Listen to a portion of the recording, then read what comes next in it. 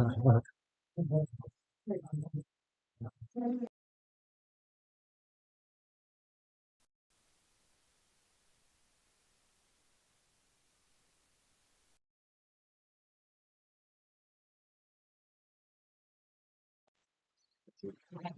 where I want to go.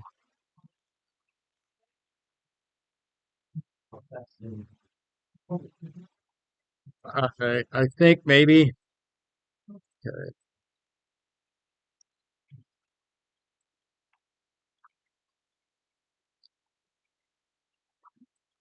thank you. All right. Can we just record that and then post it later? Give me, I mean, we're right about there. I got the feed, I got the audio going, which is a good thing. I just got to get it pushed over to, give me 1 second. If this fails, we'll do that for sure. Sorry.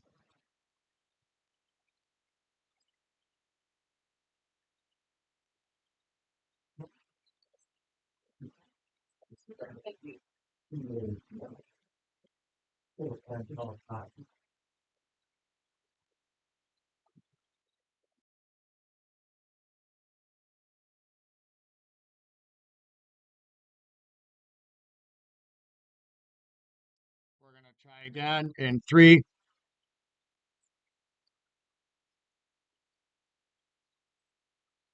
All right, so then, well, use them.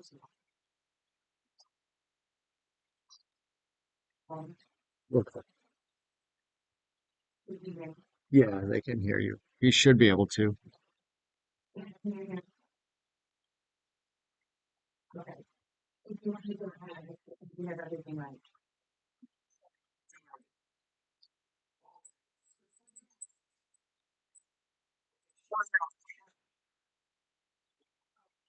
I tell you.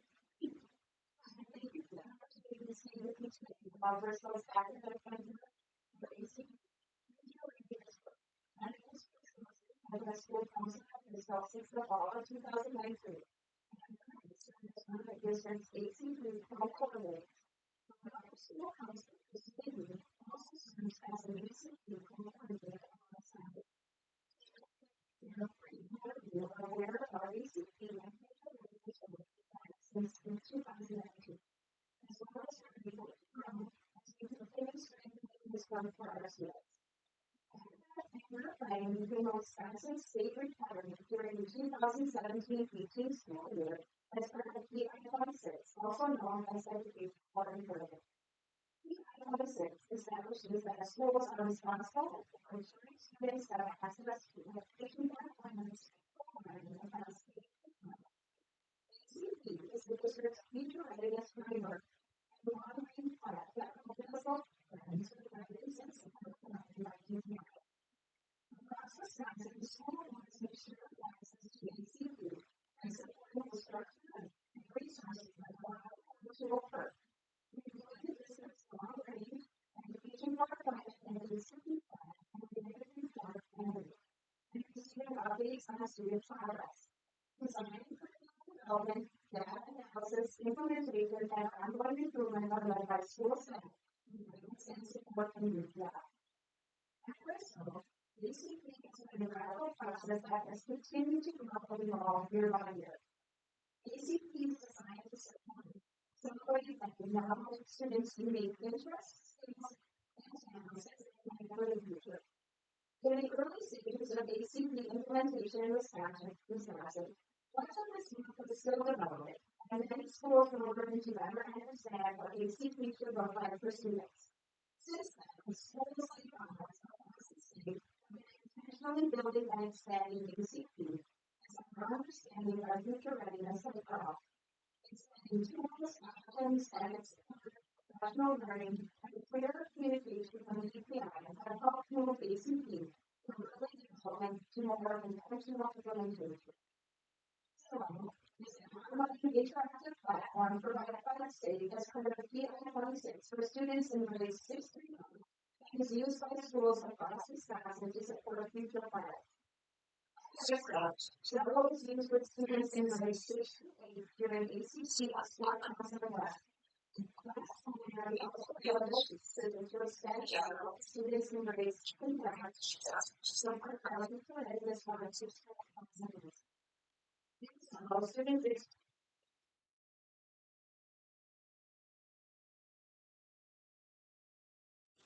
community and national careers while building future-ready life skills. During the 24-25 school year, 304 students in grades 6 through 8 developed an ACB school classes, saving only 325 careers.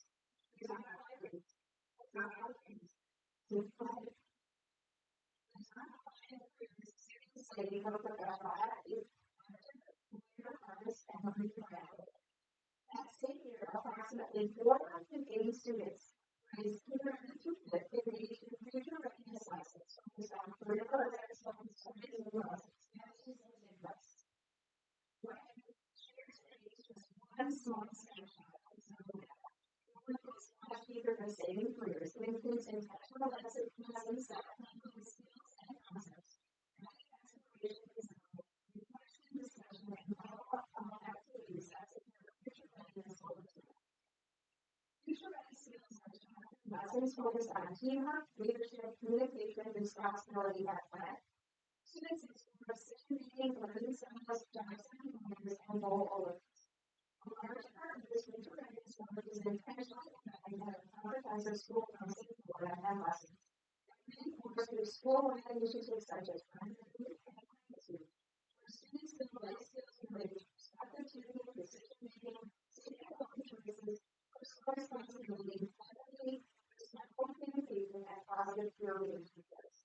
Students also gain real-world experience through meaningful leadership and service opportunities.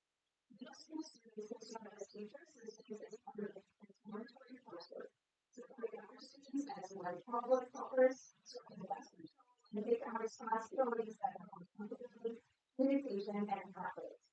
These experiences give students on many opportunities to practice future ready skills in real settings. From 2022 to 2024, this is why career readiness ACP and the culture of construction back is particularly important in future readiness for students. More recently, this is why they developed a course for students in 6th and 8th grade. Middle school students also have opportunities to serve as teacher assistants, academics to real-world advocacy. The district has expanded exploratory electives such as culinary arts, cinematography, applicators, and marketing, and other future-ready opportunities. Social and vocational skills are reinforced across classrooms, electives, non-core classes, extracurricular activities, athletics, and school-wide experiences throughout the school. This episode is also strengthened through many school-wide community-connected experiences. Our department hosts an art and science night every year that gives students opportunities to increase creativity, flexible thinking, attention to detail, planning, self-expression, and all skills that support future readiness. Student council meetings at service initiatives such as the leadership, responsibility, and the awareness. Each people contributes in many ways that enhance learning experiences and help create opportunities for students. Students also participate in leadership opportunities such as fellows, school-wide leadership roles, community service, and outreach projects, and volunteer experiences. We work closely with Central High School to support a smooth transition from middle school. We hosted career day parades and career events as well. This goes far beyond having so much more than a single career day work. Together, these experiences all build confidence, skills, and awareness as part of their future readiness journey. Family engagement has included open houses, concerts, athletic events, newsletters, social media, peer-to-peer conferences, and school-wide evening programs and events. Only some of the many awesome ways our educators, staff, administrators, students, families, and our community support future readiness and results. This is not an exhaustive list. We know there is room to grow and expand that we can serve. As we move forward, we want to continue strengthening faculty engagement, deeper community and business partnerships, expanding career exploration across categories, improving labor market continuing professional learning. Future within this planning is a team effort involving students, families, board members, and community partners. With all of this in mind, my high school students discussing taking time on the ACP meeting, the DEI is important district students. I had in 2006 to share our rewarded ACP plan along with additional data, outcomes, and updates as this work continues to grow expensive. Updated ACP plan. Future readiness plan and battles that we find on the analysis. Community member readiness consultant from CC2 is joining us to share a brief overview of PI-16, ACP, and continuing to develop a future ready system that benefits students, families, staff, and the community to be at this meeting. Scott's his reflection and inviting work for you and the partnership with CC2. And in your time, you to make support from this effort.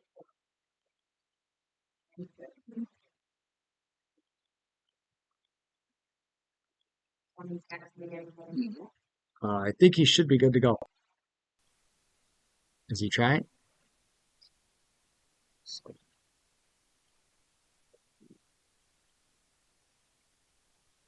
Um, Everything on my end is green, so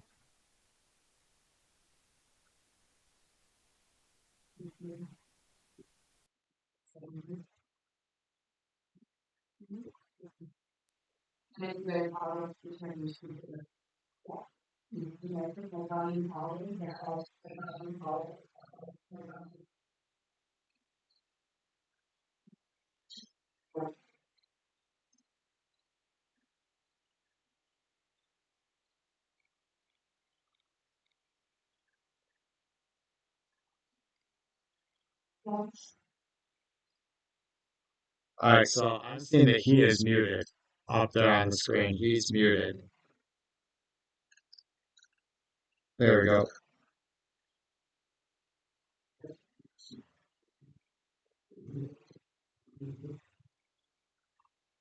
All right.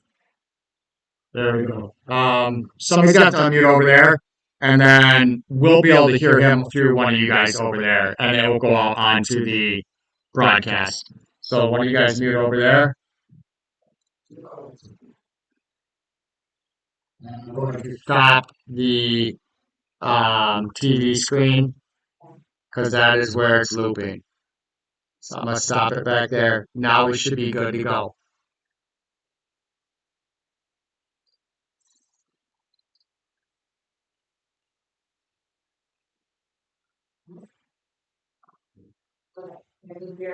Mhm.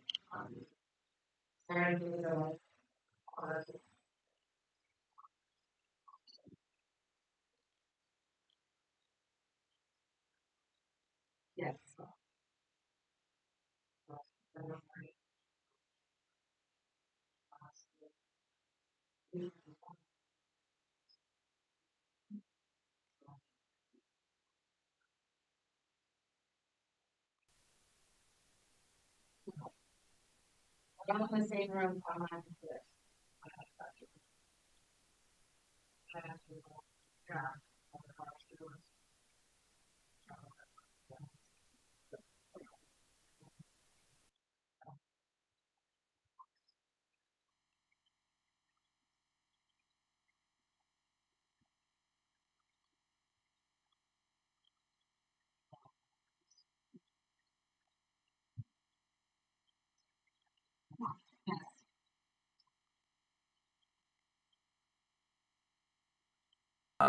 And then I want to grab something real quick.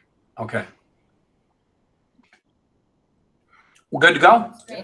Yes. All right. Well, welcome everybody. Or thank you for having me, I should say. Appreciate it. My name is Scott Carr from CISA2, and was able to connect with Chris. I've connected with her in the past. I think she's doing some outstanding work. So you guys should give her a pat on the back for this ACP work that she's doing. And I also know and understand that your school district's doing some great stuff too. So that's really exciting. I'm not sure if everybody had a chance to watch this video. No? No, we did not. Oh, okay. I thought maybe it was sent out ahead of time. I'm hoping that maybe Chris can share, and I can share my slide deck with her. She has it. I'm hoping that she could share it with everybody. Let me just give it this way, because I think it just take us too much time. This is a really interesting video clip, about 3 minutes long, that gives some really interesting data and information in relationship to the impact, for the most part, of technology and things like that happening in our world today. And actually, the video is a little bit old, even so. Most of what you see in there would be even more advanced. But it really is meant to kind of spark your interest in understanding and get you a little bit at the edge of your seat in relationship to, you know, what's happening in the world nowadays with technology, with innovation, AI, and things of that nature. So if you get a chance to take a peek at that, I think it'd be really valuable. So at the front end, what I'd like to do is just give an overview of what Wisconsin has as requirements for ACP. I'm sure your team has for the most part an understanding of ACP and what it is. So I do want to dive in real quick, somewhat brief. So pause or ask questions if you need to. Maybe Tina can filter those questions to me. But academic and career planning is a Wisconsin state statute. It's PI 26, came into effect back in 2017. Through that, there is what's called an E4E plan, which really stems throughout your whole school. The E4E plan, which is Education for Employment, that's what it stands for, is an overview. It's overarching in regards to the broad scheme of what we should be doing in our schools. ACP is the academic and career planning that is what you should be doing from grades 6th through 8th grade with your school district, but it's a 6th through 12th grade within our state. Basically, the purpose of ACP is to assist pupils in with planning for preparing for opportunities post-graduation. That's at the heart of ACP. We've seen it really advance itself in our state since 2017. It's about 8 years old, going on 9. And that advancement has really progressed. The Education for Employment, that E4E statute, really spans, like I said before, elementary, middle school, and high school levels. At that elementary level, and really with our secondary, it's for preparing our pupils for future employment. But in our world, we like to think of it as preparing our students for careers and community and life readiness. It includes like the technical literacy, promoting lifelong learning. And interesting, lifelong has turned into long life, because heard this just the other day that the babies that are born today are predicting to live to 130 years old, which is a pretty interesting concept. And I don't know if I mean, who knows, right? With the advancement of AI and actually how advancing our healthcare is moving, you never know, right? So the theory behind it is, well, then how long are we going to work, right? So that's just kind of a funny concept behind it. Obviously promoting good citizenship, and also really cooperating and working and collaborating with our businesses, our communities, our industries. These are the areas that are really what we look for in regards to a great and a solid E4E plan. Like I said, Chris has done some amazing work with this. You guys have a really solid ACP and E4E plan. I think there's room for growth. Obviously, I think there's room for growth in a lot of our schools. But I think you're hitting the mark in regards to it. And I know she talks a little bit about a reboot. Maybe she mentioned that. I wasn't able to hear, but She did. Yeah, that reboot, I think, is a really kind of a key thing. I think we're seeing districts in that phase right now. And when you're 8-9 years into something that entered our school systems as a compliance metric at the front end, towards the back end of this work, we're seeing people seeing a high level of investment in it. So it moves us towards like, I don't know if I'd call it necessary reboot. I mean, I think that's a good term for it, but districts are identifying it as revisioning it, reimagining it. And actually in a lot of our schools that we're looking at, we have to reculture our school a little bit to embrace it to the depths that we really want to. So I want to move a little bit into some of the work on how we support the ACP work for the state. That's the reason for the switching colors. The colors I had just before were the state of Wisconsin. Those are the slide decks that are given to us. This is the work and some of the things that we're doing. One of the things that we start out with, because I'm going to assume here a little bit that all of you in the room are maybe or probably parents. And this is a nice way for us to start. Often when we talk with educators, when our students come home, and I remember doing this when my kids were young. I've got a 23 and a 25-year-old right now. But back when they were younger, I would for sure as an educator, I'd say, "How was your day?" Very commonly asked at that lower level. What did you learn? Tends to be the next question that typically comes from us as educators. But what we want to do is create a system that can allow you to ask your children, how will you use what you learned today in life, community, and careers? And that is really the bridging concept behind what we try to do through ACP and make that true collaboration between our schools and our schools and basically our community, which includes our kids, obviously, our business partners, our organizations, and definitely our parents and our families. So what do we need to do to see, why is it needed and what do we need to do basically? Our students and our teachers are basically telling us this. We look at pain points, and this is data throughout the United States. So it's not necessarily a direct reflection of your school system, but in general, what we're seeing is that in our classes, and this was a 5th grade average number, and it does go up, about 53% of our students are not engaged or actively disengaged. We have chronic absenteeism. Again, this is throughout the United States, but it has jumped is what this information is really showing us. So we're seeing disengagement, absenteeism from our students. We're seeing a decrease in curiosity, which leads to foreclosures for our young children. Basically, what that means is our students right around about age 9 are starting to foreclose on our school system. They start to become compliant, and really they conform to what they're supposed to do in schools. We know that from kindergarten through about 6th grade, that's when we're seeing creative thinking declining. But we also know that around age 7, our students start to have that self-awareness and career development. One thing to emphasize here, because this gets asked a lot with some of the revisioning work I do with schools, is we are not looking at tracking students or saying this is the career you should have at age 7 or 8 or 9. It's more of bringing awareness to our youth and helping them make more of a match to community, career, civic engagement, things of that nature.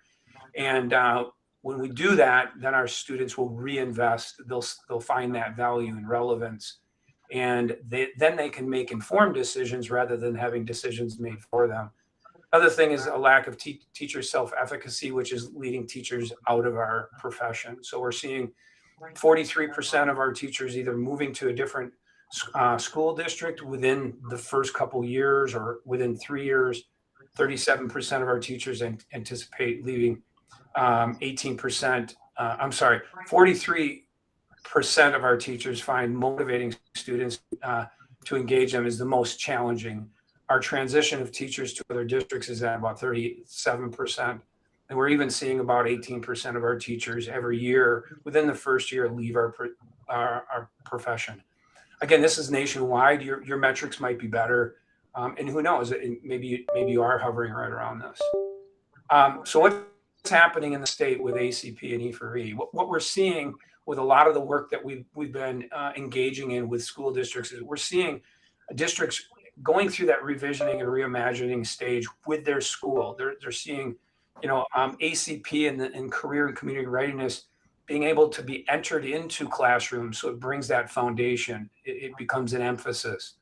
We're seeing within the school, we're seeing career pathways and work-based learning take off. And then what really has been our strong impact with this work has been that we're seeing a strong development of educational and our community turning into an ecosystem. And one of the pieces that where districts are really leaning towards, and when we partner with them, is how how can we see this create an ecosystem to help us during these times of need financially, through referendums, things like that. So that relationship is really all a part of it. This is just, I won't cover too much of this. This is kind of what we emphasize in regards career, or I'm sorry, classroom, school, community.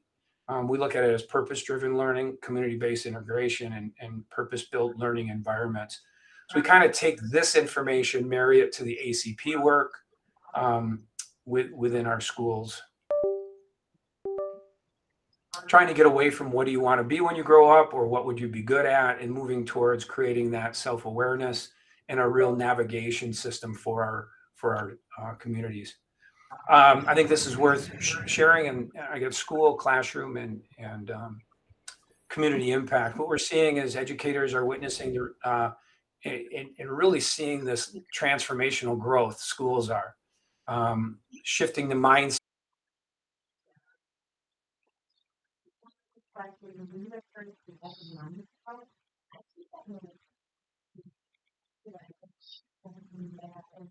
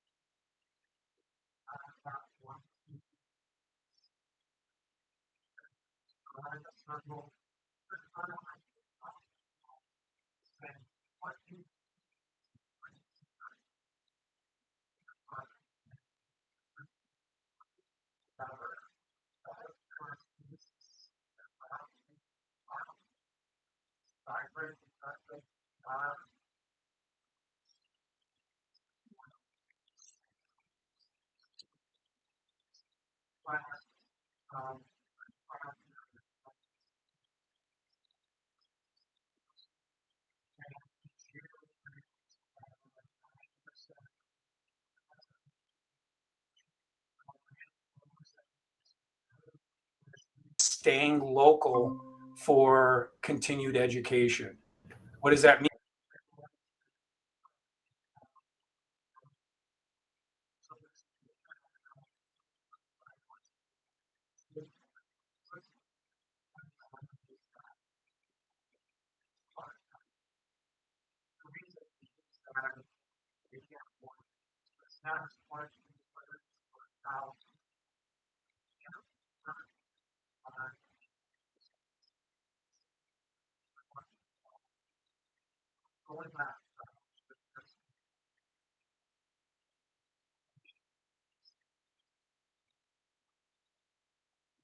the other question. Maybe some of the directions and I think we were from the think about it more. Take it on more.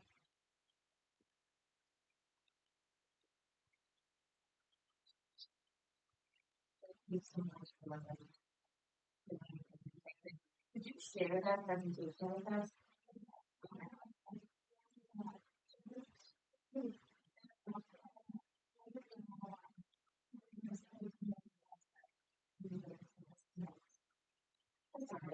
Maybe watch the video after that. If you have all of this, then as long as you can access that from the wrong day. Okay.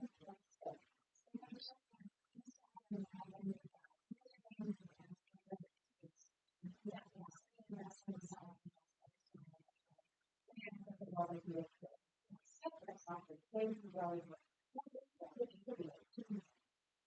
big deal.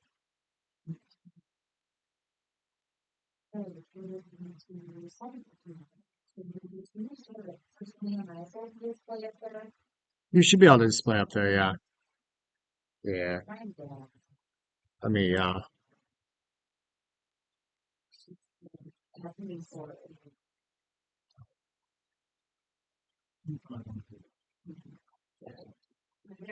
Oh, you're outside. I'm looking at it.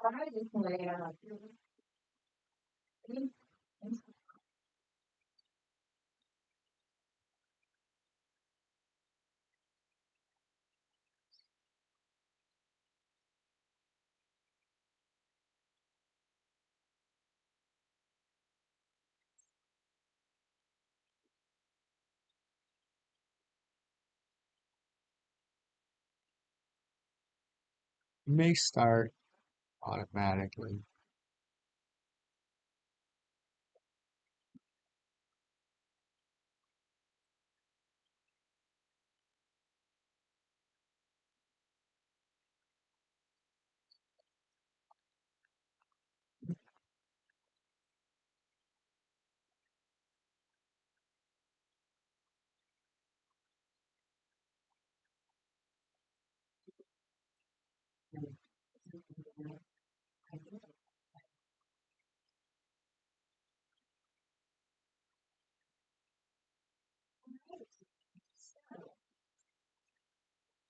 Shout out to our very to the non-contract team and the culture that we want to do a great job.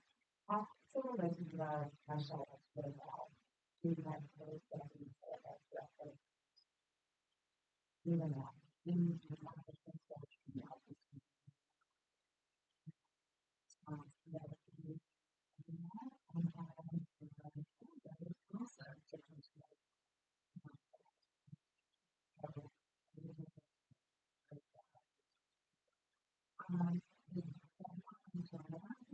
that we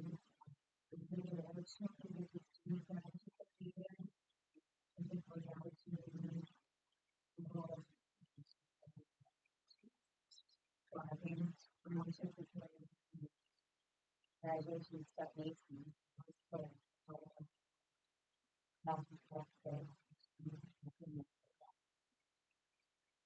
strategic planning. I thought this before a student loan thing was sunset. Then this is around in the central doing that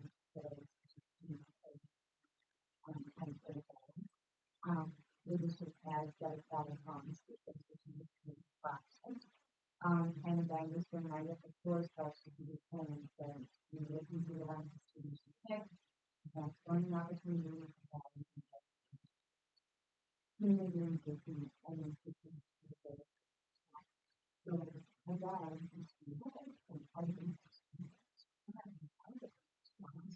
having less doors, I think there are taking a look at who looks at where they can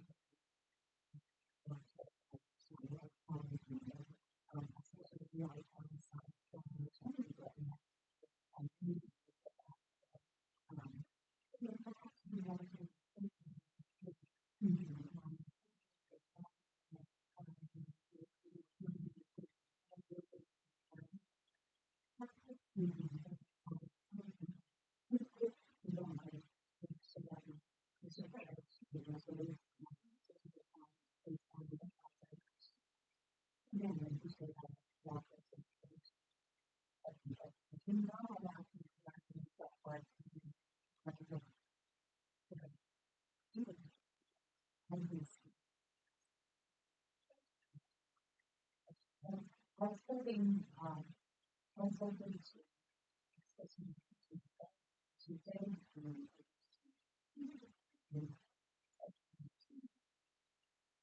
summer school fun concept. So we're beginning the fun today. I'm proposing 2 sessions this year with several points for students to fix the lives of students that are 17.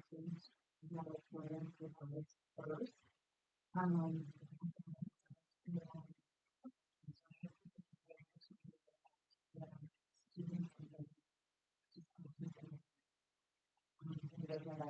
you can have invested a lot of resources and energy, trying to research that. You know, you can do that for a while, and so then you can have to consider to the make it right now, it's not how to go. But other people don't, that's all the time to use it, just as because there's one, so I don't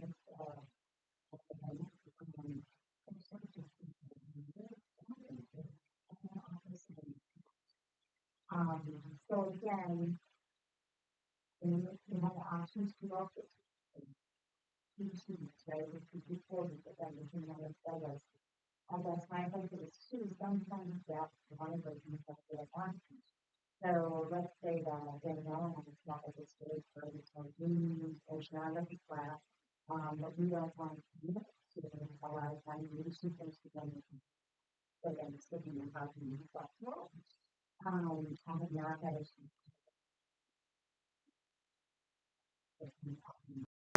That's always a huge program and it pays off, tenfold. So again, families can choose to sign up for 1 session, 2 sessions, or all 3 sections, and a mix of offerings. So again, just looking also for ways, summer school is a way to get more FTE into our district and help with our revenue. So What did we used to offer? It was just a couple of weeks in Yeah, it was like June, like two. 2.5, 3 weeks in June. Immediately right after the last day of school, it was. yes. Do we assign kids to go to summer school? Can't remember, it's all voluntary. It's all voluntary. I think that, I will tell you that starting next summer, Act 20 will mandate that if students are not making progress, that summer school is mandated. Again, I don't know how much oomph we have in that. But as far as the summer, will it be strongly recommended for some students? And again, right, it's a punishment, but to keep their skills going, right? So, yeah. Thank you. When's your general target to have information out on this? Because there's so many moving pieces, like you said, the staffing of it, the curriculum that would be Right. selected. Right. So is the idea like Ideally March. March, April? Because I actually had some staff members, some instructional assistants say to me, please, Michelle, could you get this out so we know if we have opportunities? Because they would, if there's opportunities, they would like to have the opportunity to work here in the summer. If not, they need to find other work. So, Right. and again, for families to plan as well. We'd also, need to plan on the finance side, right, to get ready for the budget, because that would impact the 26-27 fiscal year budget Right. at that point. Right. Yes, we do have funds set aside for those 2 weeks in June, but then we have Yeah, to look forward. right. And then just upcoming events, we've got an early release day coming up on Friday. We've got that Bristol Shootout basketball tournament Friday and Saturday. And again, if anybody's listening and they want to volunteer, I know they're still looking for some volunteers for concessions and things like that. And again, all of that money raised helps our kids in those extracurriculars. There is no school on Monday. There's a staff professional development day. TAEA has nonviolent crisis intervention training plan for special education staff, some administrators and some general ed staff. And then Carrie has literacy training going on throughout the day, various different follow-ups on professional development, working on their standards, that Atlas training. So again, nothing new, just that continuous work that they've been doing. 4K registration begins in February. I know the 4K team has been working on that along with Carrie. And then TAEA actually is proposing an after-school kind of tutoring club. So she is working with some students at Central High School, and we're hoping to give some opportunities for kids that just need some tutoring after school. And That's nice. We're thinking 4 days a week, Monday through Thursday. So stay tuned on that. And that's kind of the update. Thank you. That has on their staff engagement survey. Oh gosh, did I forget that one? Well, I will just add, we will be engaging our staff with the culture amp survey that was given the last 2 years, because again, we want to be able to measure where are we going, consistency. So that we'll get that out in February. Thank you, Tim. You're welcome. Thank you. All right, Jorge, we will turn that, thank you so much. Oh, you're welcome. Jorge, we'll turn it over to you for the business manager financial updates. Okay, great. I'll try to share my screen. Hopefully that comes through. And otherwise, I have backup, which is old school paper. So that, I think, always does not fail, right? Yes. And then there's just a Bristol School District 2026 insurance summary as a additional piece to that we'll reference when we look through some of the slides. Okay? Okay. So that's also for you as well. And so this is in addition to the financial board reports. I don't know if we were able to get that on the screen, but we'll go with the first slide here, which is the fiscal year 2025 audit. So the audit is complete, and we received confirmation from Lucida, which is our auditing firm, that the 2025 financial statement audits are now complete.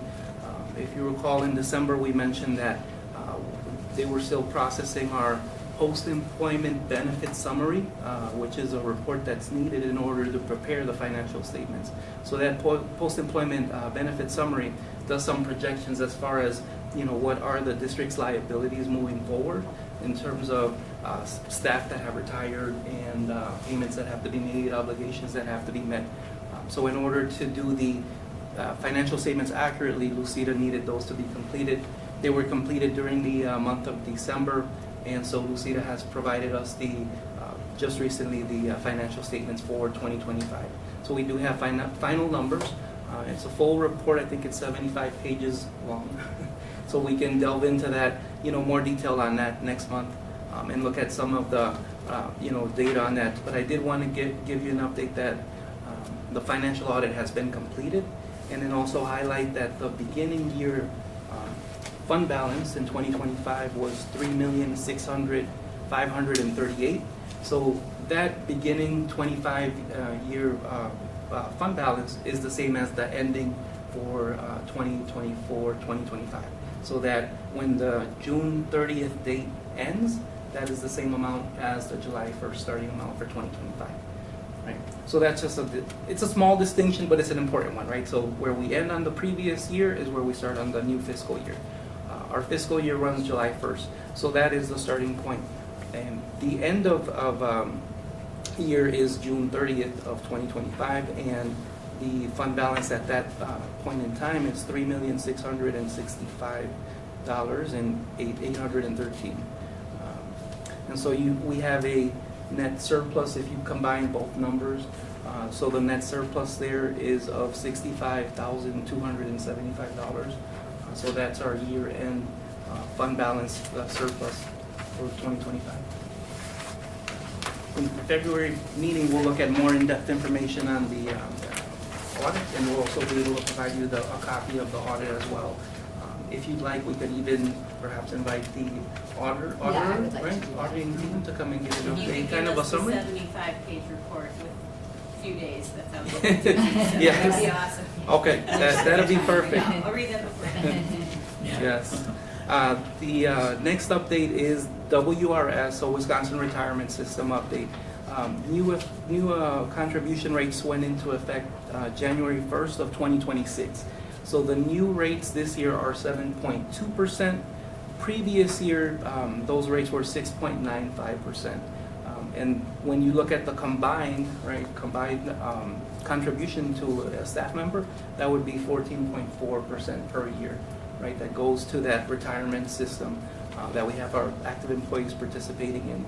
So just a brief example there, to look at if in 2025, that rate was 6.95, and we have a teacher with a annual salary of $75,000, that would mean that throughout the year, the district would contribute the matching contribution of $5,213. The employee would contribute the $5,213 for a combined $10,426. The change this year, employee with that same amount annual salary earning would contribute 5,400. District contribution 5,400, which would get a total contribution of 10,800 for the year. All our employees are across the board, in terms of salary, some higher, some lower, but it's percentage based. So it's a 7.2 percentage base. All the changes went into our student information system, into our Skyward system, to take effect the first pay in January. So that's been updated. The system is also set so that any new staff that are onboarded, they also get the updated amounts in terms of contribution and both deduction and benefit. And Jorge, I just Yes. want to confirm, you planned for that increase in this budget cycle, correct? Absolutely. So that's all been factored and planned into the salaries, which are when we look at the group's 100. So Out of that's- curiosity, can an employee not take the full 7.2, or that's automatic? Yes. So great question. That's automatic, right? So that's a state automatic set. And there's different categories. So we have categories for educators, which are certified staff, and then the non-required, non-certified staff. So we have essentially two classes. But statewide, right, I mean, in addition to teachers, there are police officers, there are different classes for all the contribution amounts, and it's state set at what percentage they contribute. Thank you. Next, we can look at health insurance premium rates that went into effect the first week in first week in January of 2026. So these are during the open enrollment, we enrolled, anyone that had changes. So the first week in December, we met with every employee at Bristol to make sure that they had the opportunity to do changes during that open enrollment change and update their benefits. And even if they had no changes, we still wanted to meet with them and confirm that they had no changes. So we were able to do that and make the appropriate changes on the first pay in January. So the feedback that we've heard is that process pretty smooth. And then the rates, if you look at the premium amounts, you'll see the differences on the columns. So you have column 2025, and then for example, you're looking at medical single, that's the annual premium of $12,360. In 2026, that went up to $13,905. So we anticipated for that increase in premiums, and then we adjusted our budget accordingly to absorb that cost. So then the difference there is an increase of medical single, for example, here in this table of $1,545. The medical family rate, you see that annual premium increase of $3,513. Right? If we were to look further into the distribution of that's where you're looking at this employment benefit summary, right? And so I get questions. I'll have staff that reach out to me and just want questions, about, well, hey, can you explain to me how these amounts are distributed? And you can see here the premium amounts by year, by monthly, and then you can see the district portion, and you can see the employee portion. So we want to make sure that staff have the information for their deductions and what they pay for their health insurance. And also on here, you'll see vision. Vision had a change as well. So you'll see the net difference there. It's a very slight difference, but there's actually some savings there this year. Dental stayed flat, so no change. So that was the easiest one to process when we got to that. But then you'll also notice HSA contribution limit amounts increased. So there's a couple of changes there. And so we also make ourselves at the district office available for folks that just have questions, right? Questions on their HSA contribution, what can they change? So if they want to contribute less to that, if they want to contribute more to that, they can do that during the year. There's max limits, so we help them understand all of that. In the next slide, you'll see that we're looking at fiscal year activity. So this is something that we work with, that I meet with all our department heads. So when we're looking at our principals, looking at curriculum, when we're meeting with technology, with facilities, we're doing a lot of checkpoints this year where we sit down and we look at what are the what is the activity in those accounts, right? So if we're looking at, here are some good examples, right? So there's too many to put on here, right? But when we're looking at the report, when you get that monthly report by function, you'll see what we've budgeted for in the current fiscal year, and then you'll also see the activity that's happened in the fiscal year. Wanted to highlight, for example, here, undifferentiated curriculum, that we have a 2025 budgeted amount of $3,104,448. We're looking at the snapshot here in December, so this is our December figures is $1,090,549, right? So if we compare that to last year, where we were at this point in December of last year, that's that next column over. You'll see that we were at $1,134,004.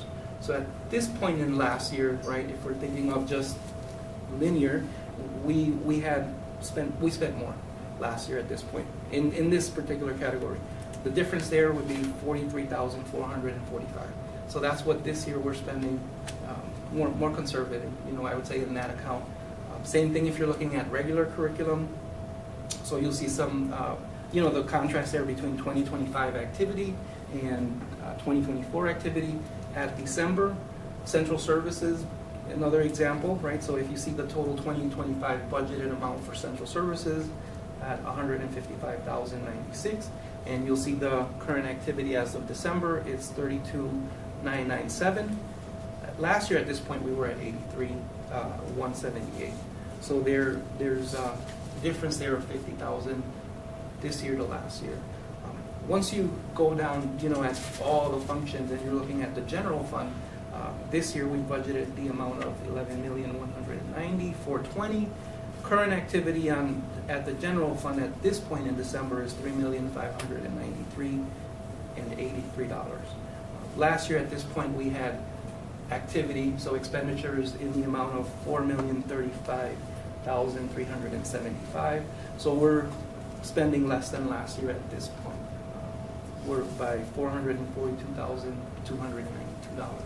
So that's just, to give you an idea of things that we're looking at, working with the departments, really looking at those budgets and seeing, how can we address the needs, right? That we have educational needs, but also be prudent fiscally. That's the end of the updates for this month, but looking forward to continuing with more updates, and if there's an area that you'd like me to highlight, I can certainly include that in future updates. Thank you. That was a good update. Does anyone have any questions? Yeah, real quick, just about HSA, is that pre-tax dollars still? It was same as last year, just the contribution limits have changed. It comes out of your check as pre-tax, right? Yes, I believe. That's what I thought. Okay, just wanted to make sure.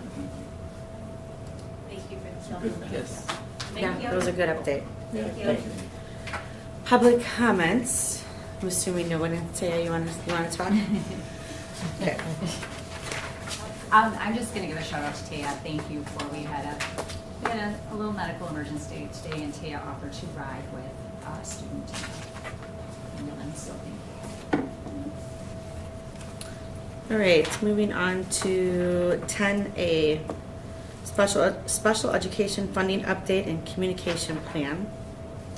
I will turn that over to you, Yeah, I'll provide Danielle. an update just from when we met last month. Thank you for everyone for being on board with trying to communicate our local picture as it relates to special ed funding and general funding here at Bristol, because people always hear it in the news, but they wonder about locally. I really appreciate everyone looking at it and sending really great notes. That was incredibly helpful. So I emailed a few hours ago the final draft. Well, so the final, but if there's anything we talk about tonight we want to change, and if you see anything last minute, I could address it tomorrow. But the vision would be to take that letter and to work with the administrative side and to get that out into parents' inboxes within the coming days. We're trying to work out, Victor had a great idea to, we want them to reach out to local representation to advocate for Bristol School, to say, please give us the 42 cents as we were hoping for. So to have some sort of template, a few sentences would be ideal to help people streamline and we're trying to play with the tech to figure that out, whether it's a temporary landing page on the website. So if, how did this happen? I had told you. Tell us, can you tell us? I don't know, tell us. Yeah, so this is basically what we're looking at. This is a front end on HTML that we hope to kind of host on our school website, maybe even the school board. Hey, help us out, help us with the SPED. And up here, it's ask your legislator to fully fund special education. The wording and all this can be tweaked and whatever, right? But then it has which recipient. We would like them to do both, but you have to go to a contact form for any elected official. You can't just send them an email straight anymore. So you go to a contact form. Right now, if you notice, Tony has got the representative, which is, I can never say her last name. But if he clicks on senator, it'll automatically update the message to be pasted into it. So once you've got that, he clicks on step 2, it opens the contact form for them. Go ahead real quick. It should open it up in a separate browser. I love that you dressed it up right. Oh, you targeted Well, it? that- Nice. Yeah. That's awesome. He said he had to go back to the books. Yeah. Sorry, I'm trying to close this other tab so I don't freeze up. There we It'll go. open up their contact form. There it is. They have to fill in their own information. We can't pre-populate that form. They have to fill it in. But in the comment section, what we're asking them to do, if you jump back to the HTML form that we put together, you can copy that message below. Just hit copy message on step 3 above. You see the button, big button? Yeah. Just hit that. And then go back over to that and control V there. That's awesome. It'll put it all in there for them. If they want to type it out or do something different or don't like the way we did things, or if we don't want to get, we can have that change. But that's basically the idea, and then they can submit it and That is so Don't have to quick and think. easy. So, yeah, It's, you don't have to think too much. Love yeah. Yeah. Well, they But can they're still getting the They message, can though. customize it for however they want, but it makes it simple. So with the board's approval, 1, if the letter, I believe, is satisfactory, but then 2, Victor and I can work with Lori at the admin office just because she's the keeper of getting that out, I believe. So then we can work with the back and forth without being in a quorum. So we would make sure that this gets accomplished in the next few days. There's a mobile version of this as well. Same thing, it's just easier to read on a phone. And then the other thing we wanted to kind of touch on maybe is the teacher. Do we want teachers to kind of support this? And we've got something similar to put together real quick for teachers if we want to ask them to write to representatives as well. Very nice. I mean, if we do place it on the webpage under where it would be under BOE or wherever it would end up, and we can speak to admin about where it should be placed. But then just regularly, like in a couple months' time, it might be a nice little spot on the BOE page to provide regular updates from us as a whole we could take turns, whatever, even so anyway, that's the idea. Can this be emailed out to the families as well? Yes, With this, so with they this would get an email graphic? they would get an email with the attached letter that we've all looked at. And then if they choose to, it's going to be click here, and it will take them to this. So it's if you need help in the process of assisting, you're reaching out to these people, click here, and then they can take action should they choose to. Okay. So, Right. Very nice. I will make a motion to allow Danielle and Victor to work with admin to get this all working for our families. Seeking a second. I'll second. All in favor of that motion say aye. hi. Aye. Any nays? Motion carries 5-0. Can I just make a quick Yes. recommendation, though? I think people are so busy that 3-page letter is probably not going to get read. I wonder if you put the blurb in the front that says, Action call. we are action, shorted yeah. $124,000 this year in necessary funds. Because that's, however you want to So word you it. want the meat and potatoes right in that first paragraph? Because I think you're going to lose people. Okay. Just the meat. You're right. I mean, people are very busy And, stuff. and it's complicated. So when you Yeah. read through it, already knowing how it works, I know, it's still a still lot. confusing. Yeah, So it's really good information, Right. but I think you're probably going to get a very small number of people that'll read the whole thing and understand. get you the. Thank you for that. So what we'll do is we'll move that, like the numerical piece right front and center at the top. And then there's other pieces we're gonna hyperlink because yes, we don't, if they want, like people who want the facts and want to dig into the nuances, they can. We want it to be linked, Yeah. but that's really cool, so we'll do that too.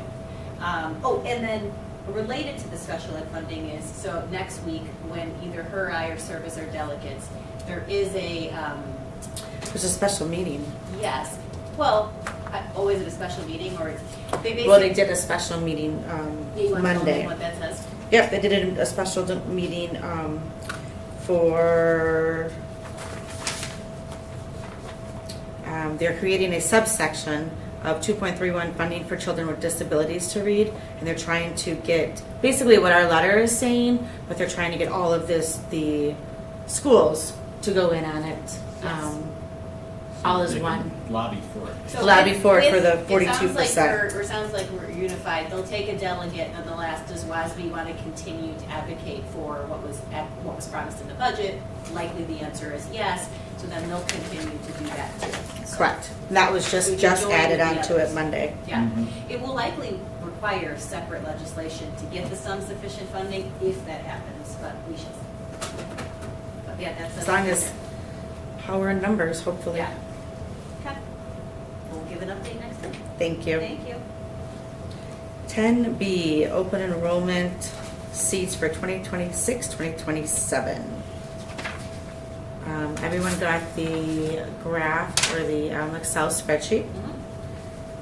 The very first one is approving the 2026, 2027 maximum class size per grade level. Is there any, well, do you want to do discussion as a whole on the topic if there is any, or you want to go line by line and do motions? We'll do line by line. They are to be separately. Yep. All right, So, I'm sorry, which one are we looking at? The 26, 27? We're looking at maximum class size 26, 27, all the way to the right of your, Highlighted in yellow. no, Oh. right above that, all the way to the right. I Maximum see. class size. Oh, So pretty much is after the equal sign, right? Correct. got it. Correct. And is that pretty much where they line up now? Or have we increased? No, I think that's the same as. That's the same as- Oh, okay. That's the same as last year. So it would be, I would make a motion to approve the 26, 27 maximum class size per grade level, and I'll read it out loud. 4K would be a seats of 68, 5K would be a seats of 72, first grade seats of 88, second grade 88, third grade 88, fourth grade 92, fifth grade 96, sixth grade 104, seventh grade 104, and eighth grade 104. I'll second that. All in favor of that motion, say aye. Aye. Okay. Any nays? Motion carries 5-0. Tell me when you're ready.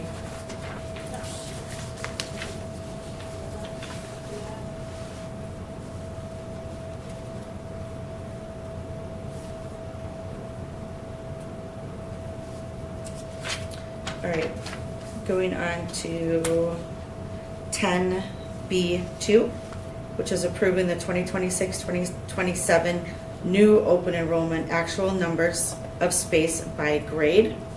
And that is the yellow, what's highlighted. And I asked this question in the email, but I didn't get an answer. And if I did, it came today when I was on the plane. What's the question? The new housing developments that are coming in, is that why we have these so low? Recommended abs for 26, 27 in the highlighted area?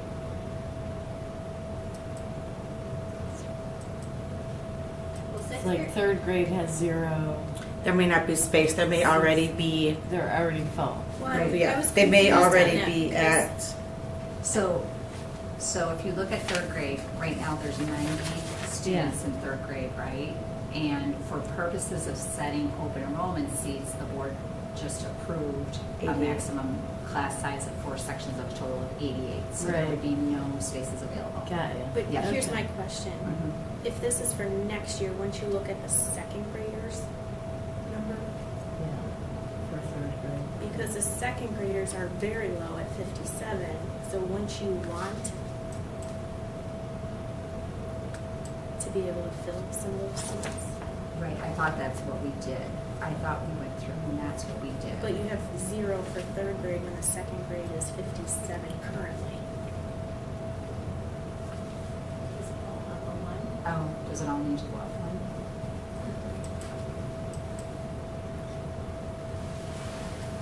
That's where I was confused, I'm Okay. sorry. That's okay. No, I'm glad you got it now.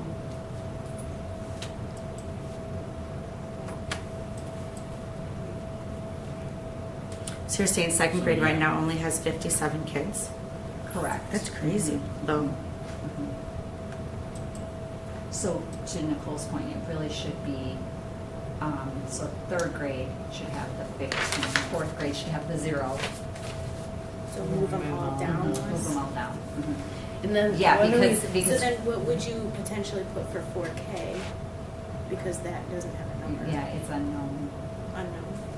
Well, I mean, we have to put it, I would say, she has come back to us as she starts getting the 4K numbers. She comes back and asks for that to be adjusted. Okay. If there's Yeah. more applicants that come in. right, I right. think she's using historical data, so if you look to the left, like number of apps approved last year, or like this current year, were 12 for 4K. So I think she's just going with historical data.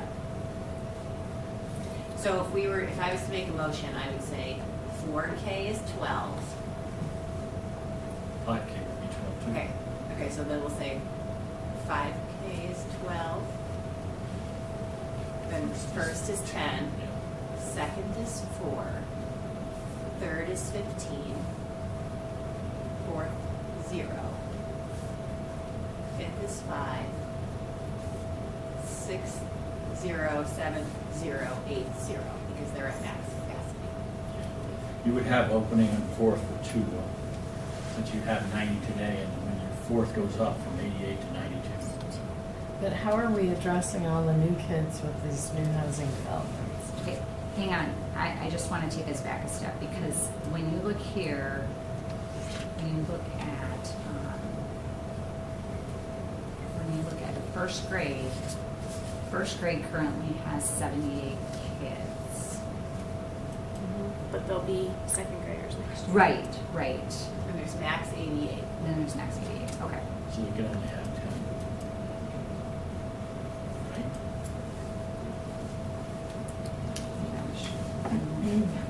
Three of us went through this, so I'm not sure what. I like it several times. It's one of those trees through the Yeah, forest. yeah. Spend too much time in. Yeah. So Danielle, can you just repeat what you said? Well, before? now, well, hold on, I want to make sure it's accurate. Yeah, because I gotta fix the middle school. Well, the middle schools are zeros. That's easy. 6th, 7th, and 8th are zeros. Well, 6th, Your fifth grade. Fifth Right. going sixth into grade. 6th. Well, actually, no. Fifth Right. going to 6th grade. You could You're put gonna it have to- room. All right, so let's press pause though on that to answer Joanne's original question. I feel like, I remember, I'm pretty confident in this figure, that the impact study was between ages 0 and 18, they anticipate 50 kids. Out of 230 new Yes. single-family 1 to 4 bedroom housing. They said. And is that Yeah. the same one that the impact study was done on? My understanding is that wasn't going to be done for a couple of years. Well, according to the county, they're gonna be starting these in the spring and they'll be filling them in October. Okay. So I remember. All of them? I don't know. So if I recall, this is also when Mr. Gendron came and talked about open enrollment and then the housing. And what if I remember correctly, it's 50 kids-ish, plus or minus, from 0 to 18. And so when we kind of break that down, it's likely just going to be absorbed naturally. But of course, like you can get 4 6th graders, and then at that point, it's how the dice is thrown, and we accept all students in boundary. So that at that point, There would be no open enrollments allowed. Well, we already, at that point, If they're already we would have to then as a board need to reconvene from like, say, 104 to 108. If you happen to get, like a set of quadruplets who are all sixth graders. So there is a certain uncertainty with how many students we may get. But if it's 50 kids over 18 years, it could be 1 or 2 a grade level from ages 0 to 18. But it's the I open wonder how they enrollment did kids. that, Yeah, yeah. it's the open enrollment kids that are 25%, I think is what we said, really carries us kind of at a neutral budget. Oh, as opposed- definitely. Right, Because we get more. So Right. if we start adding more and if we have residents, space, I have no questions about it, but Yeah. I don't think we have but space. how do we plan for it, I think is what you're asking. Right, You might not- and, I mean, did they throw the 230 units at you when they did the impact study, or is that a different I development? wouldn't be able to say with certainty. I wouldn't Because either, but when we met with the village this fall, And that was for the Leo? he talked The one about over several by, ones, yes. yeah. Well, there's two, for sure. Mhm. The Leo is 230 1 to 4 bedroom families. I didn't hear that amount from Randy, but is it that Well, some it's been would in go the to paper Pleasant that it's Prairie? 400, but it's 230 located in Bristol. Okay. It's an educated guess for sure, because you could absolutely get, like, again, sixth graders, and we absorb and we have to be flexible, and that's where that would be. We have some development happening in Strawberry Creek too. We're still kind of meandering. Yeah, I haven't heard anything more I about haven't heard that anything either. at all. I just know, again, it's also, it is a kind of a roll of the dice. I realize they're building more multifamily housing because it's more advantageous for builders to build multifamily housing than it is single family. But within multifamily, you also don't know who you're getting either in terms of people with families, right? Are you getting younger people who don't have kids? Are you getting Just older people, starting. you know? And again, I think the other piece of it is, people do have options. Not everybody sends their kids to public school. There are private school options. There are homeschooling options. It's not, you know, It's not an a exact test. science, but getting all that, should we consider, because we can't, I'm asking the question because I don't know for certain, we can't say no to an open enrolled kid the next year. They kind of continue on. Once you're in, Once you're in, you're in, yes, right? yes, unless you get expelled or Yeah, something. but that's The only- extreme. Right, the only thing in our policy, it does say, so if we have a student that open enrolls from another district and we have 0 special education seats available, or we do not have that particular program, if that child comes here and is evaluated for special ed and qualifies, we have the right to have that student go back to their home district. Right. Because we do not have space in our program. For special ed. Mhm, yeah, for special education. Well, there is, obviously, we don't want classes of 40 kids. And somebody has to have some idea. And if they gave you 50, I think that's a really low number if they're building that many 1 to 4 bedrooms. Right, and again, right, we're the 4K8, there's also The high school. the high school, Sure. right? So again, Nicole, did you do your math whiz? Did you do the chart? I think so. So I think, well, if we're still keeping 7th and 8th at 0, otherwise it could be a 3 and a 5. I think 6th was at 0 too. 6 would be at Well, 15. Well, it would be Yeah, a 2. No, 6 would be at 15 because the amount jumps from a total of 96 to 104. Right, so 96 Oh. is the max class sizes. Right. 6th to 7th. That's what I'm So you saying. have So opportunity. 7th and 8th, we're looking at the numbers of one from 6th and 7th, 101 and 99. We can either leave that at 0 or we do a 3 and a 5. For 7th and 8th? Yeah.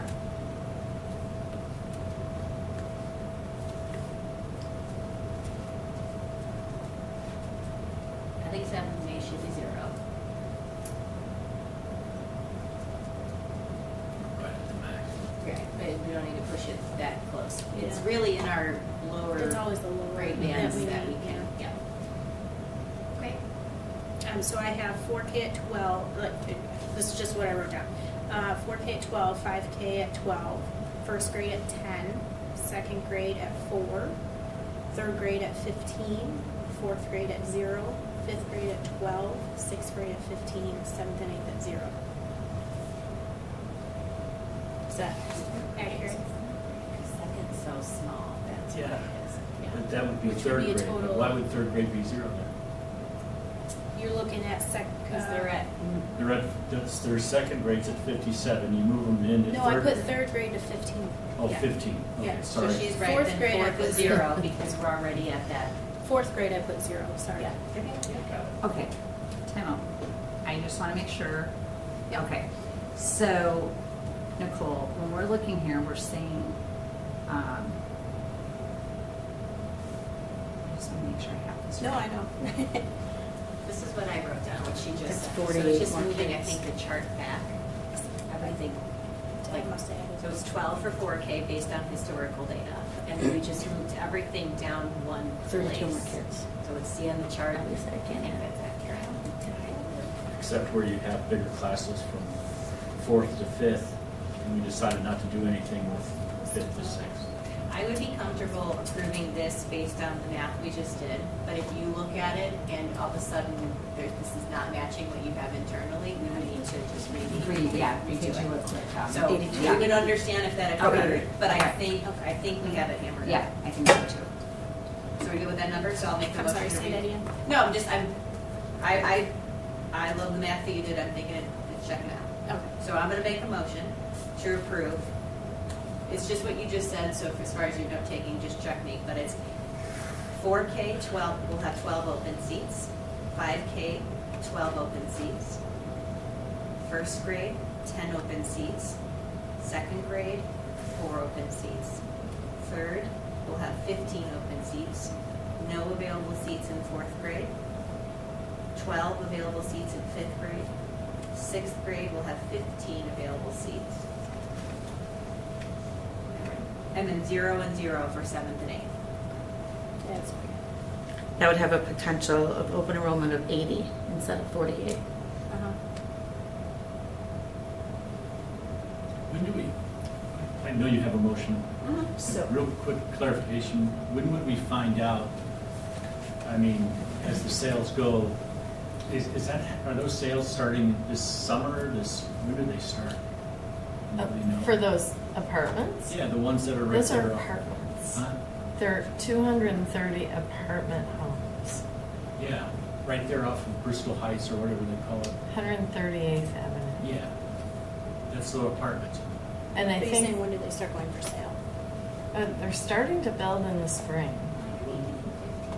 So with I thought they already started building. occupancy, Occupancy is what I'm, they were looking at October. October. Right, Right, which when it everything is always just a little bit off for planning. It's Yeah, it's right when we start school and it's near. after.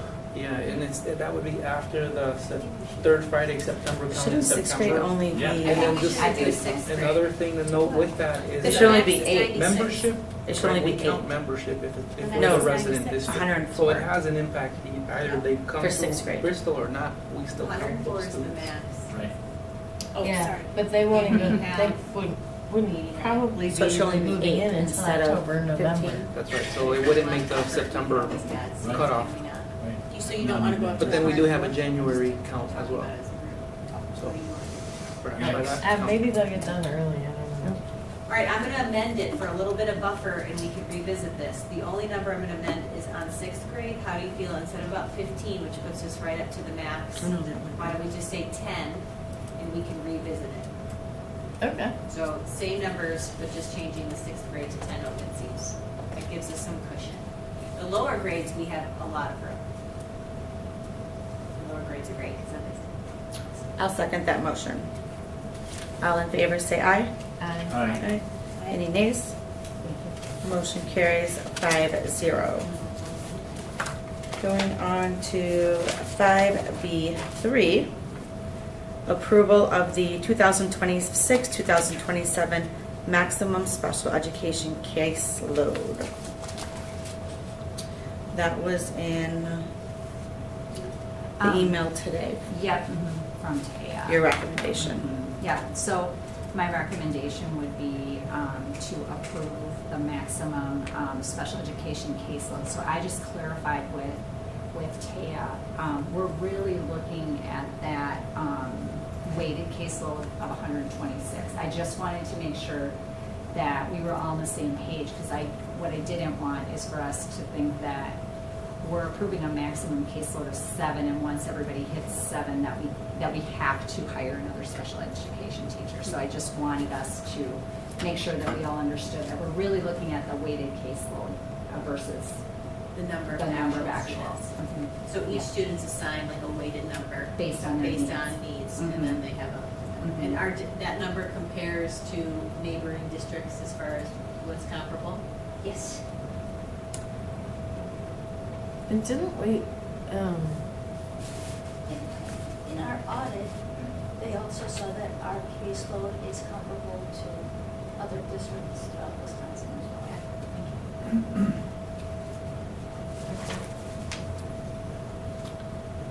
All right, What number are we doing? we're looking at 7, caseload of 7. Okay, 7 is the actual number, weighted number.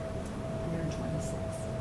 100, okay, she has 26. Yes, she has 26. So it'll be 126. So I'll make a motion to, Just 26. Oh, 26? just 26. A weighted caseload of 26? so I will make a motion to approve, Per teacher, not for all 7 that we have, but per teacher was weighted 26. So should it say weighted value 26 per teacher? I'll make a motion to approve 2026-2027 maximum special education caseload for projected special education caseload for 7 special education teachers, a weighted value of 26 per teacher. If we ever get another teacher, it would still be weighted 26 for that one teacher. So like 1-to-1, it would be 1 teacher, not to exceed 26 Weighted. weighted. So is it just a max number? So it's a max weighted number. So we're not approving the number of staff. It's just more so that they can know they cannot exceed. A weighted 26 caseload. caseload. So she has this written wrong. 26, correct. You gonna amend that, or does it need to be amended? Yeah, do you? I'm crossing off what was written in here. So we'll just do approval of the 2026-2027 maximum special education caseload of 7 special education teachers. It's caseload of students, not teachers. Okay, It's a teacher to, Would it be okay? Can sure. okay, so I'll make a motion to approve for the 26-27 school year, a maximum special ed caseload weighted 26. I'll second. All in favor of that motion, say aye. aye. Any nays? Motion carries 5-0.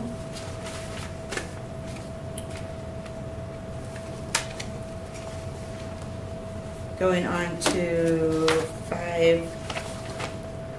5B4, so I'm looking at so many different notes here from everyone else. Was approval of the 2026-2027 open enrollment actual number of special education, This was zero. Yes. which is 0. So which I will make a motion to approve for 26-27 an open enrollment actual number of special ed of 0. per I'll grade. second that. All in favor of that motion, say aye. Aye. Aye. Any nays? Motion carries 5-0.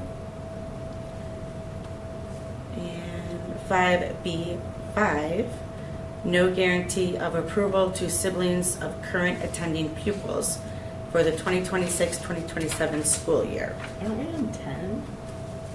We are. Okay. 5, 10. I'm on 5, 10 B Numeral 5. five. Okay. my numeral 5. So confusing. I'll make a motion to state no guarantee that a sibling, wait a second. No guarantee of Real quick approval before you of make two that motion, siblings. just a clarification question. I know I sent you a question, you answered it. I also want to know are they given preference in the sibling giving preference if they have a sibling already here in the lottery? I think it spells that out, you know. I thought it did. I thought it said that in the board policy, I don't have Just thought. I thought we added that last year. Changed the- that's what I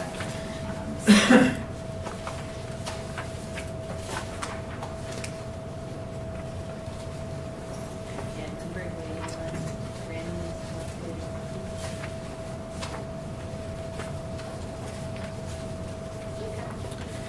In your recommendation, Sorry. Random selection shall be granted preference to any spaces available. So it is there.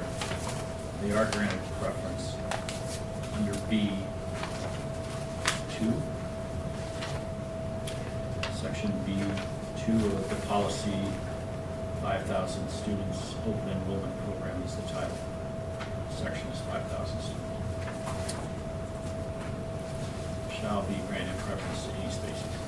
This, If there's no space available. It says application of space determinations in random selection process. So the sibling of a student selected in the random selection process shall be granted preference to any spaces available that the sibling has applied for.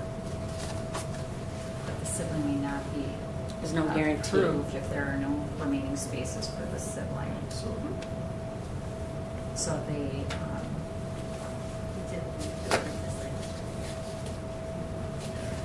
it's sticky. it does. So this is already in the policy, why do we have to approve it?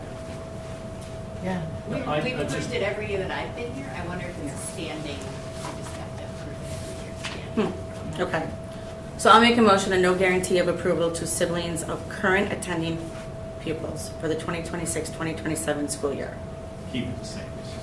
That's just open enrollment. Yeah. Yes. We'll second that. All in favor of that motion, say aye. Aye. Any nays? Motion carries Thank you. 5-0. Moving on to 10C. Send that over to you. Okay, so I believe you have 3 contracts.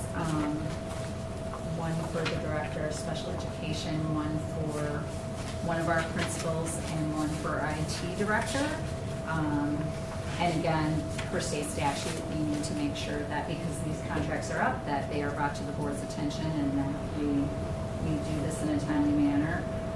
So again, my recommendation is to approve the contracts that you see in front of you for each of the employees listed. Has anybody read these? Because this contract says specifically, the board shall furnish the administrator with written copy of rules, regulations, policies in place now, and blah, blah, blah. The board shall provide the administrator with a written job description of the district administrator services, duties and obligations. And then it goes on to say, the administrator shall devote full time to duties and responsibilities normally expected of the district administrator position. This is what I was saying in my email, is I think that these need to be changed so that they actually aren't just copies of the district administrator's contract. I thought you meant at the top it was the district No. administrator, so. And I apologize if I sound frustrated, because I brought this up last year and I wanted to do a committee so that we could help get these changed. It does not make sense. Yeah, And yeah. contracts are, you know, they're supposed to lay out what is expected on both sides and remedies, but this is all wrong. It's directed at a position that's your So- position. And Jorge, I don't want to misspeak, but I think this was just, this is what they had last year, and it's It just brought was. over, right? It So, was. so my apologies, Joanne, I thought you were talking about the top of the contract. Oh, Yeah, no, yeah, no, Sorry. this was my discontent last year too, when we looked at Okay. contracts, because if you read them, they're all for the district administrator with everybody's different name on it. Well, I'm looking at just this first one. Capital A administrator would just refer to the position. I do agree that under just that one, there's one time I'm seeing just this once, but I haven't, now I'm gonna go through it with a fine tooth comb. It says district administrator in that first paragraph, but anytime you just have capital administrator, it's referring to the admin position. So even though it keeps saying the administrator, it's Well, that not. works for policy, but how does that work for contract? Well, so like, to me, how I read this and understand it was just they are an administrator. They are. Well, there's two things that I have a problem with in here. One, it specifically says, we, the board, Mhm. will give you Yeah. the written job description of the district administrator services duties.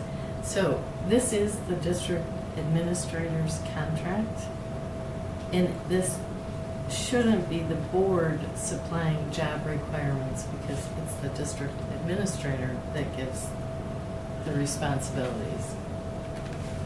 To the admin. We only oversee the district administrator, so it shouldn't be the board The board does responsible though for approve doing- all the job descriptions. I understand that, but it says the board shall furnish you, each person in these contracts.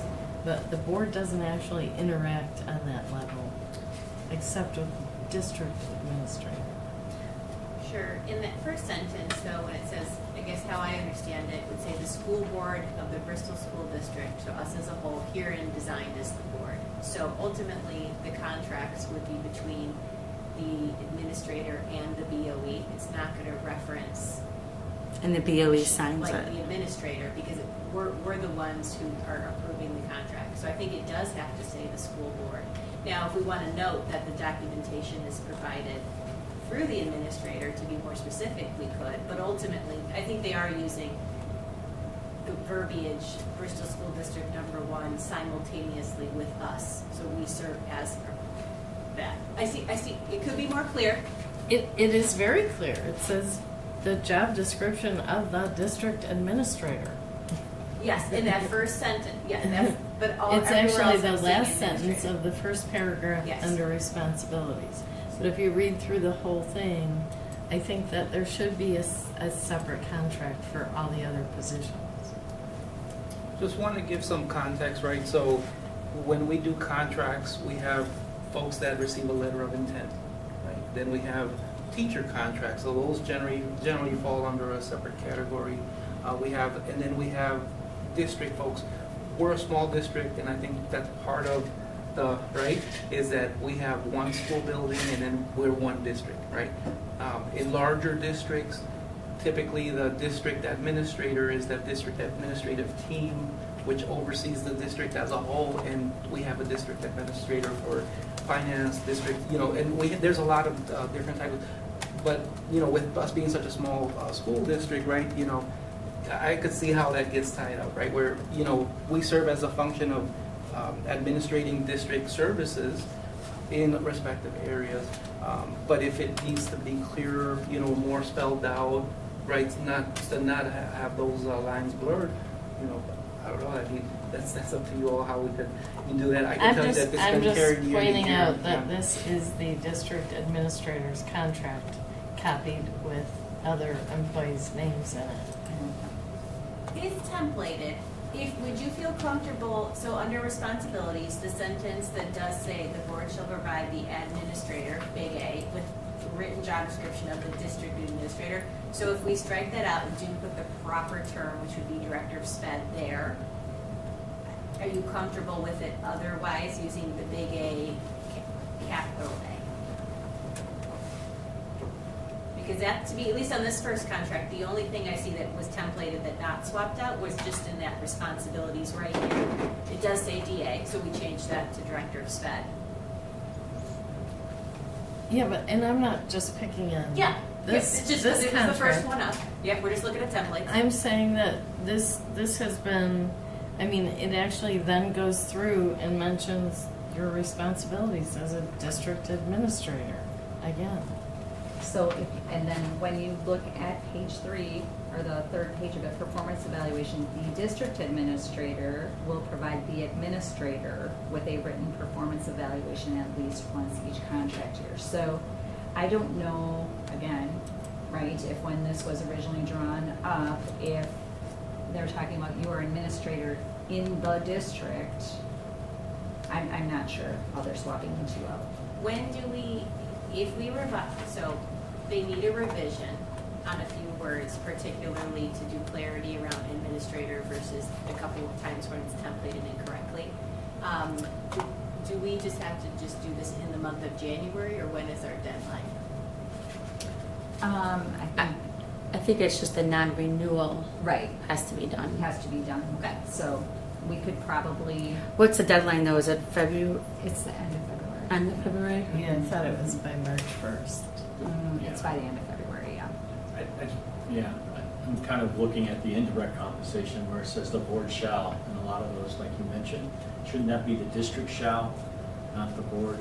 Right, because we don't. I don't know, I'm just, Yeah. They're one, We they're one and approve the all same. of that, Yeah. but, here's yeah. sorry to be, No, I'm just trying to, is the board the district? So I'm wondering, working forward, if there's a way to leverage WASB services that are included to review the contracts comparatively so that we might be able to modernize this. And can we get them approved at the, I think all of us, it's just more the template that we might have some ill feeling towards.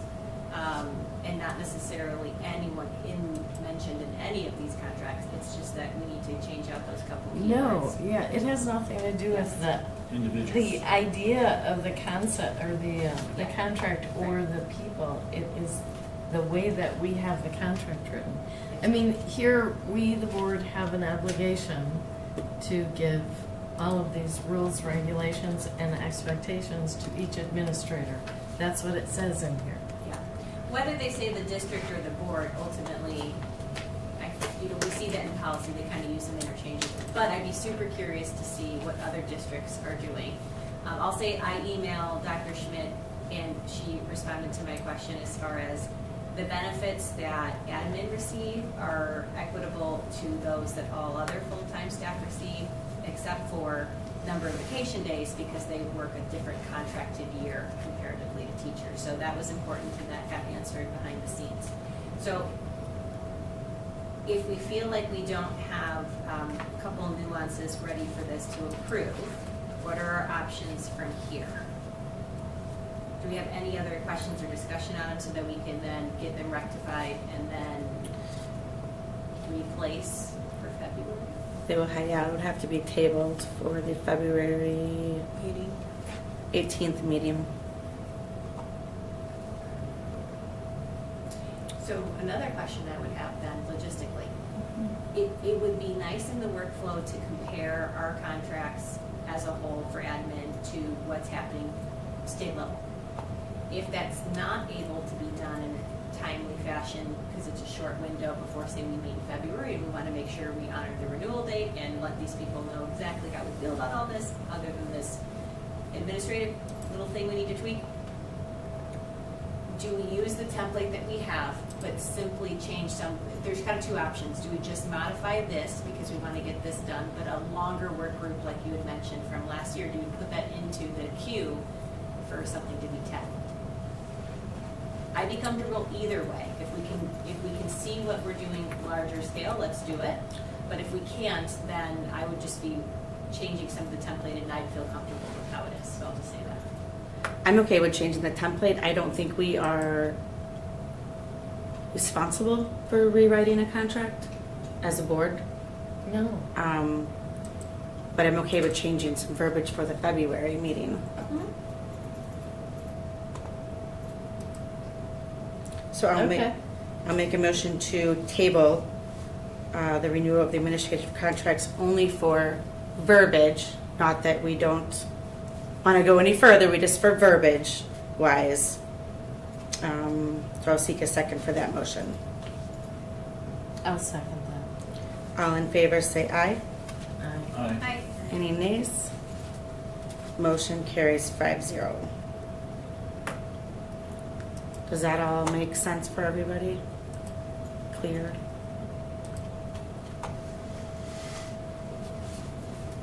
Yeah, Okay. and those revisions are easy enough to make once I know the right verbiage to, Okay. to update. All right, perfect, thank you. So just for clarity for him, do you feel like instead of it saying the board shall, are we taking a temperature, it should say the district, or how do we, are we more Yes. comfortable with that? I think it's the district. Okay, so that's like a key piece. Is there any, so key piece and obviously referencing, are we okay with big A administrator for the contract? And then as long, we remove the duplicate where it says DA, where it shouldn't have. But are we okay with big A administrator being referenced in the contract? Yeah, because it says it at the top. It says that right in that statute, though, Okay. that it is administrators or principals. Do hereby employ the administrator and the director of. Okay. So for Jorge, that you just want to contract- confirm that that is what it would be the proper verbiage Yes, so board to versus district, district, yeah. and then the Or other as versus well. district, or Yeah, whomever. we'll- Thank you. All right, moving on to 10D, the Choo Choo childcare contract. And I shared with you the contract. I shared with you just some, I guess, history background that I found out when I went to the district administrator, the area district administrator meeting.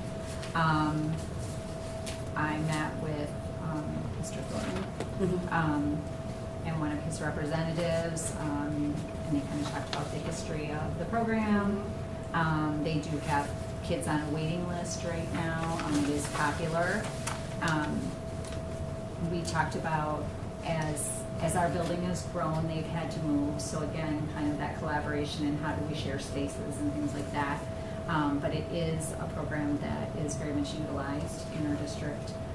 So my recommendation is that we approve the contract as stated. I'll make the motion to approve the Choo Choo childcare for the 26-27 school year. I think it's a 2-year contract. Oh, is it? I'm so sorry. It's already, I was mentally just shocked it's Yeah, 2026. I think it was a 2-year. Yeah, July 1st, 2026 to July, or June 30th, 2028. Make sure I say it right. All right, so I'll re-amend and make a new motion to approve this contract from Choo Choo Childcare for July 2026 to June 30th, 2028. I'll second that. All in favor of that motion, say aye. Aye. Aye. Any nays? Motion carries 5-0. Moving on to 10E, 2026-2027 draft Bristol school calendar. So, we had a climate committee meeting on Tuesday night. There were also people who wanted to be part of just kind of looking at the calendar. One of our goals, as we heard from our staff engagement survey in the past, is that people didn't feel like they had a voice in things. So again, let's get our collective heads together and take a look at the calendar. So I did give you a revised calendar. I'm just going to pull that up. I guess one of the things that you'll note is that this particular calendar, we are doing away with early release days on this calendar. We feel that that will be a plus for parents. They don't have to try to find childcare every month for a half day, and also a plus for staff. So staff aren't rushed. They haven't been teaching all day, and then we're going to try to engage in professional learning. So that was one of the major changes in the calendar. Again, reminding staff that they have a 188-day calendar or contract. So Some of those hours are then put on, right now it's Mondays, there are staff days and time for some professional inquiry, a couple days a month. So just, again, I think sometimes staff forget that that is part of their contracted time. And then giving staff some options in terms of flex days to meet in August, get their classrooms done, things like that. When you look at the 20th and the 22nd of August, we are saying to staff, you will pick one of those days to flex. And you will work, it will be a classroom work day, with the intent then of the 25th, 26th, and 27th, where teachers are engaging in more planning and collaboration and not getting your classroom set up. Because we did hear this year, I know Taya and Carrie worked hard to make sure that special ed staff and general ed staff had time to collaborate. During that time, it was very valuable. So again, trying to look at how are we using that time. We overwhelmingly heard from staff that that longer break at Christmas, staff actually felt rested. They felt like they had a break. It just so happens that that can happen again next year with the way the holidays fall. Don't know that that would happen every year. And again, just looking at building in that professional development and taking out those early release days. So the teacher professional learning days, would they be days that the students are off Correct. school? Correct. Oh, so they would have no school. How does that align? Normally we would, Central, what's right? that? Is that what you're asking? What's Sorry, that? about Central. Oh, yeah. Normally we would try to align it as well as we could with Central. How does this align with Central's? So Victor just asked me that. So a couple of things, and I know John Gendron was really hoping that we would have the kids go to school on Monday and Tuesday, the 21st and the 22nd, because they Of have what months? of December, Okay. because they have to get more minutes in than we are. And I was like, oh yeah, I'm sure that won't be a problem. Well, yeah, I'm really not gonna make that happen after our teachers have just had 2 weeks and it's, been very restful. So going back to Central, Other than that, I think that's all it was this year, was there was the 1.5 days, everything else will align with 0.5 Central, other than those yeah. 1.5 days before school, before Our Christmas. Our spring break aligns with theirs. Our start and stop dates align with theirs. As far as professional development days, I don't know that they line up completely. But I also know they do professional development differently there. Don't they have one day a week of early, or they start late? Late right? start, Yeah. Wednesdays. Yeah. Yep. Okay, so I just want to be clear because it's not fully listed. The teacher professional learning day is also a no school day. Correct. Why are we starting on a Tuesday? Not that I have any strong opinion on it, but Because Mondays are holidays. no, that's the 7th. So it's, Oh, yeah. I mean. Because then you would probably- have to go a whole nother week in June. Well, the other piece of that is, I believe that in order to start before September 1st, we have to get a waiver Oh, from that's the what state. it is. Okay, so we're starting it on that day. Mhm. Yep. That was Yeah, pretty and big. Central's starting on the All right. same. There's no perfect calendar, and I'm a calendar-obsessed person, but I think everyone worked very hard on this. So just thank you for everyone's effort Yeah. on trying to figure this out. Yeah. And I know people appreciate it when it's approved early. Right? So they So can that- plan. well, and Sure. so families can Yep. plan. Yep, Yep. absolutely. All right, I'll make a motion to approve the 26-27 school calendar as presented. I will second that. All in favor of that motion, say aye. Aye. Any nays? Motion carries 5-0. 10F was the policy committee updates. We'll let Nicole Hold on. get up. Clerking. You're busy today.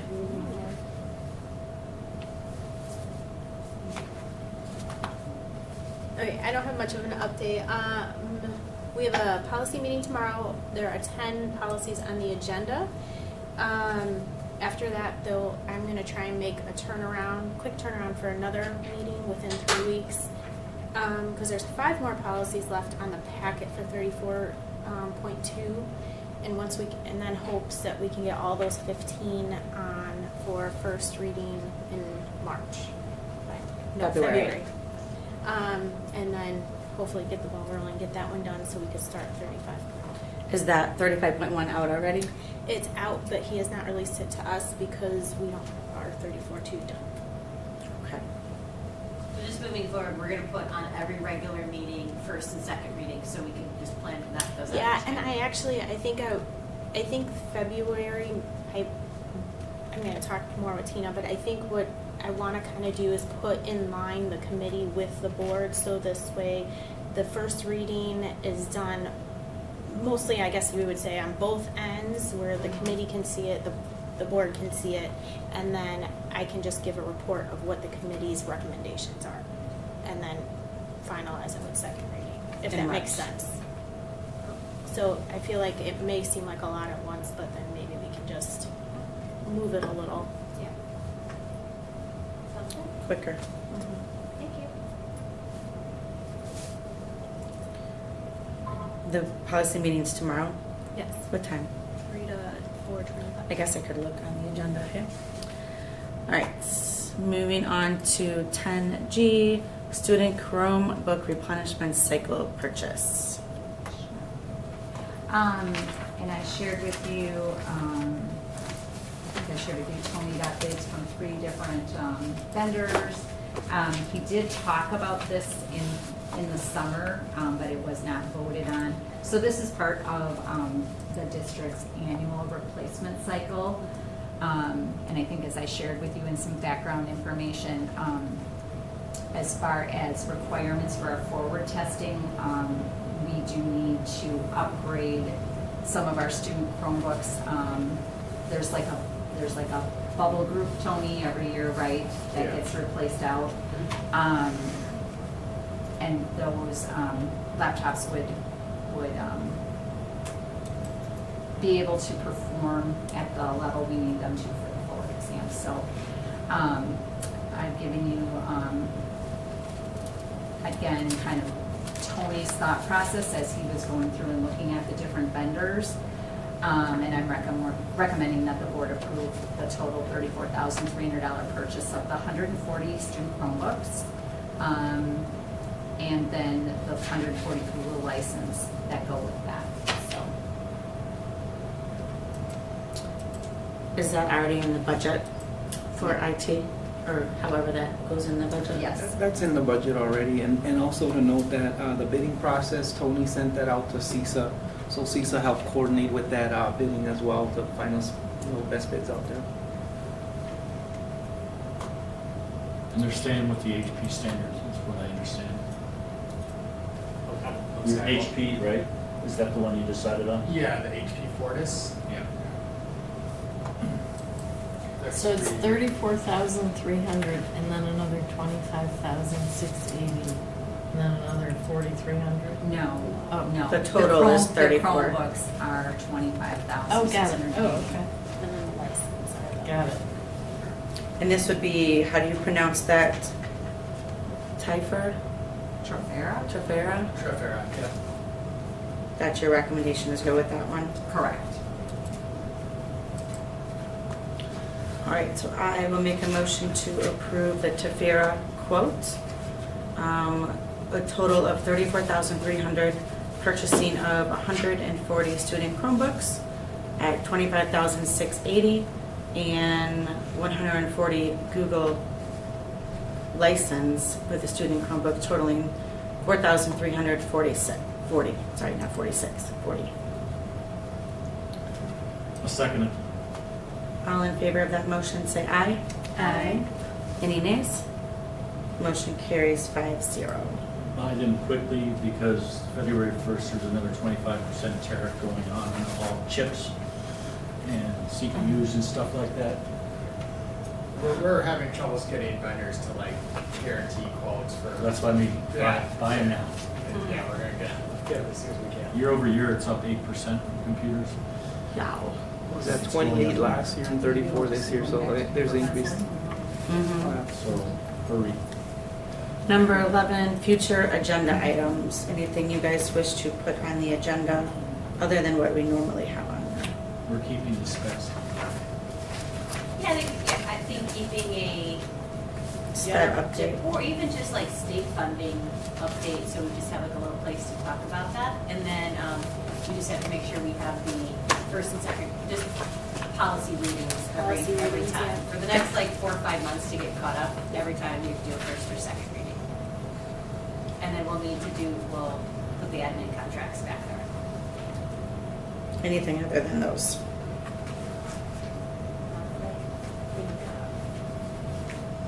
We go to training next week, correct? Or next month, sorry. The 9th is our workshop. Workshop.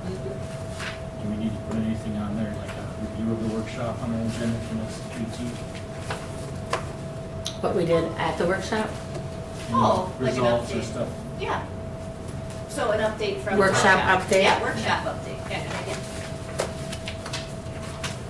That'd be something. Okay. Good one there. Also, if we get to it, Nicole, like if you look at the packets, we may just do like, we could even do a virtual first reading if at some point to get like caught up.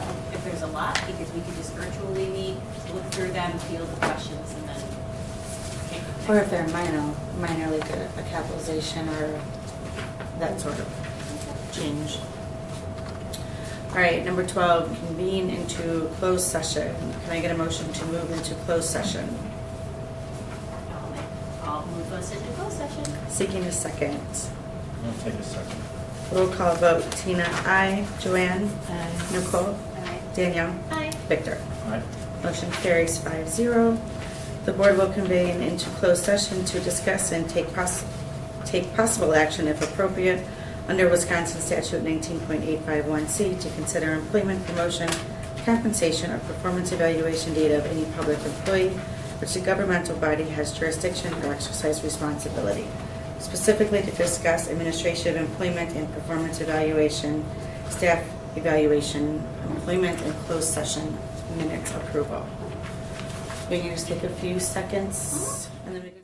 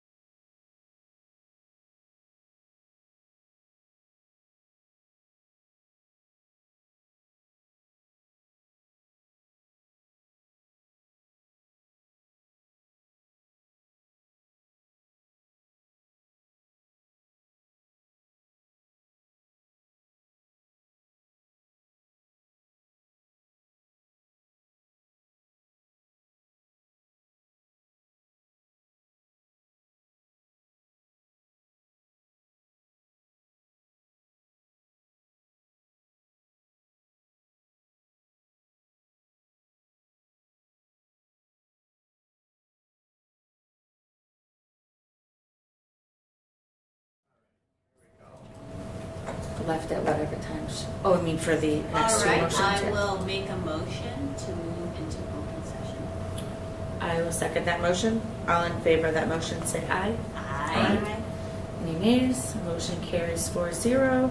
And time is now 8:08. And I'll make a motion to adjourn tonight's meeting. Can I get a second? I'll second it. All in favor of that motion, say aye. Aye. Motion carries 4-0. Thank you, everybody, for attending.